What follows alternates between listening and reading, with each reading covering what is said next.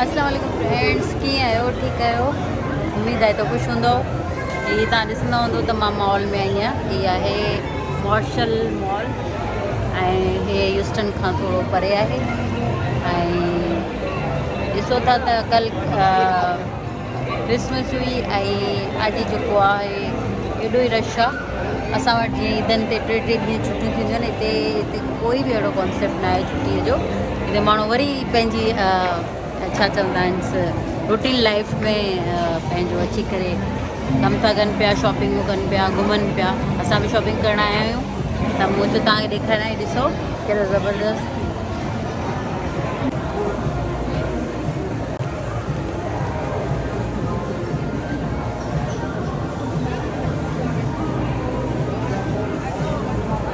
तव्हां ॾिसंदा हूंदव एलिफेंट ठहियलु आहे ऐं हीअ सॼो पाण माना मूव थिए थो, माना चुरे फुरे थो।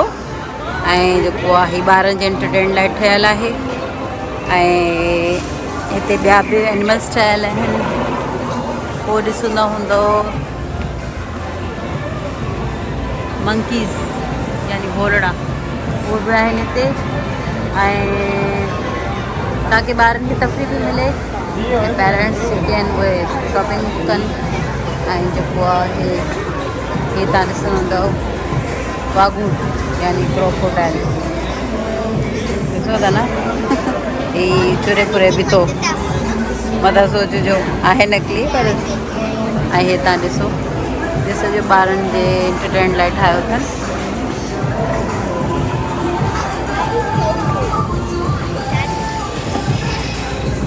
ॾिसंदा हूंदव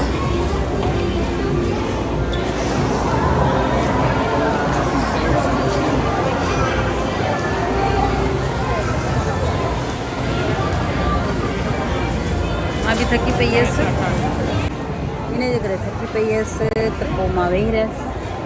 मां चयो हाणे वेठी आहियां त थोरी देरि तव्हां सां कचहरी थी वञे। ओइला सामान तो किरे। हिते ॾिसो था माण्हू फोटो शूट थो थिए पियो, फोटो था कढनि वेही करे। त असां हॉल में आयल आहियूं, इंजॉय था कयूं। सो बहरहाल ॾाढो मज़ो पियो अचे। और ॾिसो पितकड़ी अंदर क्यूट प्यारी बेबी है ना। हिते जे माण्हुनि में इहा ॻाल्हि आहे त हिते ख़ुशि था रहनि, हर हाल में ख़ुशि था रहनि। असां वांगुरु न टेंशन पाले वेठा हुजनि, ईअं न आहे। हिते हर माण्हू ख़ुशि तव्हांखे नज़र ईंदो। जेके ॾुख बि हूंदा न उनजे बि चहिरे ते नज़र न ईंदी।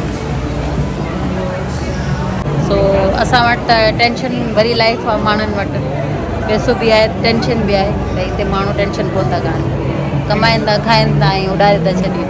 असां वटि त जमा कजे, हे ठाहिणो आहे, प्रॉपर्टी ठाहिणी आहे, बंगला गाॾियूं हुजनि।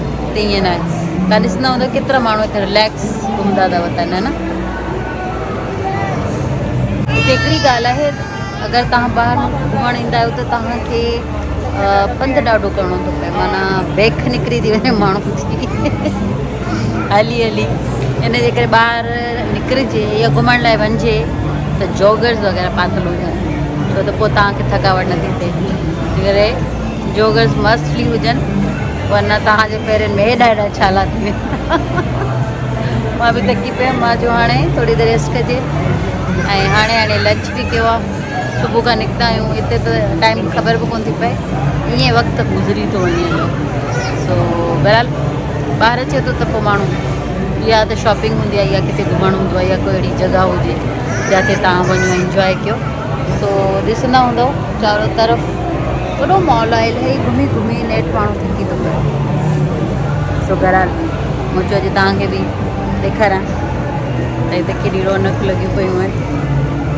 हे ॾिसो हे इंजॉय था कनि, कुझु नंढड़ा ॿार आहिनि उहे वरी ॾिजी था वञनि, सम्झनि था त सची जो एलिफेंट आहे। सची जो न आहे बाबा, हे नकली आहे।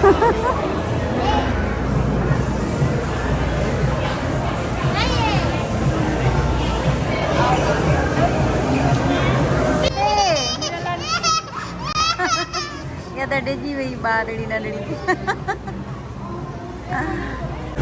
तव्हां ख़बर आहे हिनजे अंदरि सिक्का माण्हू विझी कया आहिनि। हे ॾिसो मूं सोचियो पी के वांगुरु मां बसि हिन में हथु विझी सिक्का कढे वठां थी। माण्हू चवंदा माई इहा चोर आहे। ॾिसो खोड़ सारा कॉइन्स पिया आहिनि।